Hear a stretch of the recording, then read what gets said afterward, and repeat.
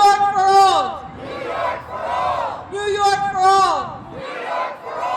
What do we do when immigrant lives are being attacked? What do we do when immigrant lives are being attacked?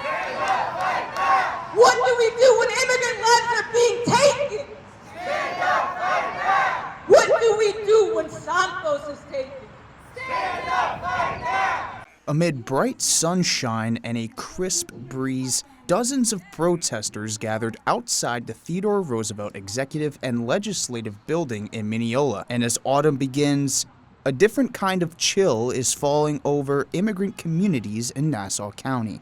The protest drew a diverse crowd. Community leaders, advocacy groups, families, students, all united in grief and outrage. They came together for one reason: to demand accountability, transparency, and justice for those detained under ICE who have simply vanished, people taken into custody, never heard from again. And they came to demand answers in a death that rocked this region.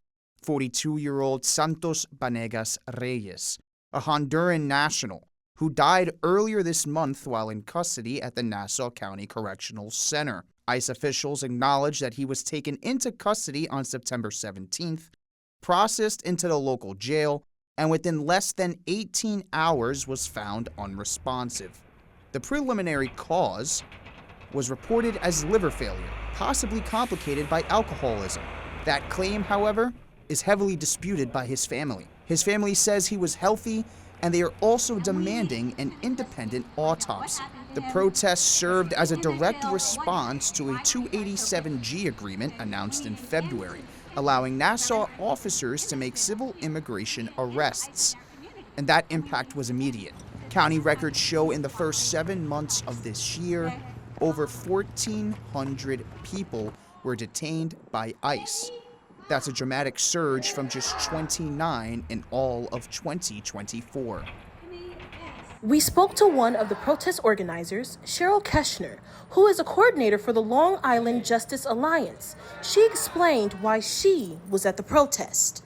Able to step up for themselves, and we need to have,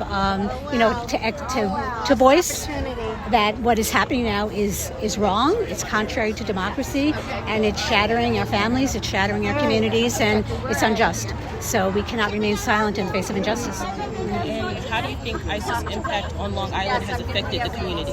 It's had a tremendous effect. People are afraid to call the police. They're afraid to go for health care. They're afraid to send their children to school. They're afraid to go grocery shopping. And it's traumatizing people. Families are being torn apart.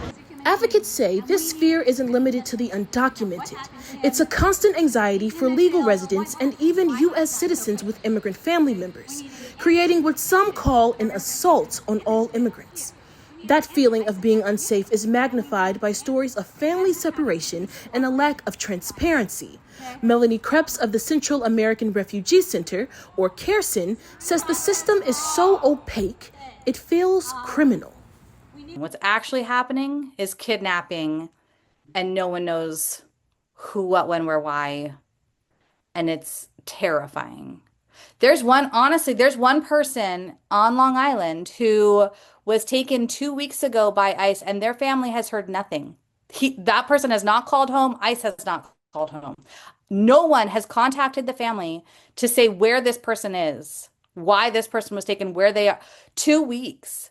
Like, the U.S. government is responsible for someone having been disappeared for 2 weeks, and no one has heard from them or from the government on what is happening.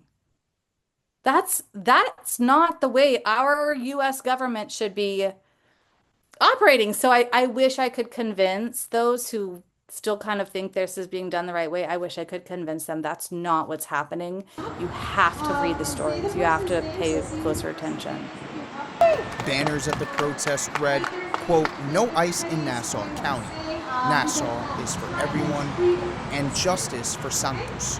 Some held postcards and giant posters bearing the names of individuals who had disappeared into immigration detention.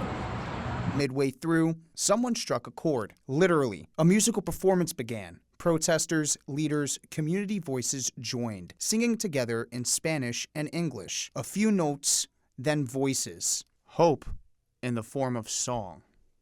Young and old together, we shall not be moved, just like a tree that's standing by the water.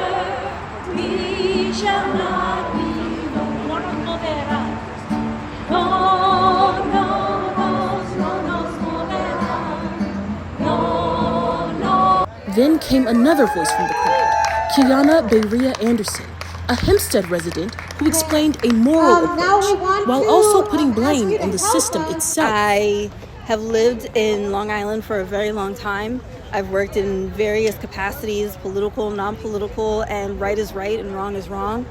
And unfortunately on Long Island, we've done a very good job of making hate not just legal, but profitable.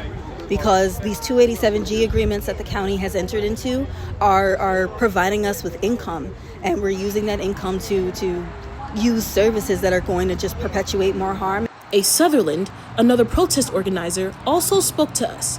She urges everyone to catch up on their history lessons. Do your homework, understand that history has a way of repeating itself. This has happened time and time again. You saw it in slavery, and this is just another form of slavery. A spirit of mutual support felt tangible at the protest, where residents shared food and resources, a reminder of the community bonds they are fighting to protect. Resistance does not just have to be a rally, it can also be in your food, it can be in your music. So I brought this box to share with those who came to this rally, because those are the people who I want to break bread with, those are the people that I want to share a good meal with, those are the people that I share justice and value and humanity with. After the speeches and songs, the protesters made a bold move. They walked through the doors, entered the government building itself, and remained inside for roughly an hour. Inside, they recited the names of those who vanished, names displayed on tall signs and printed on postcards passed amongst the crowd. The air crackled with grief, remembrance, and resistance. Advocates say they will continue to protest the county's agreement with ICE. We reached out to County Executive Blakeman's office for comment, but have not yet received a response.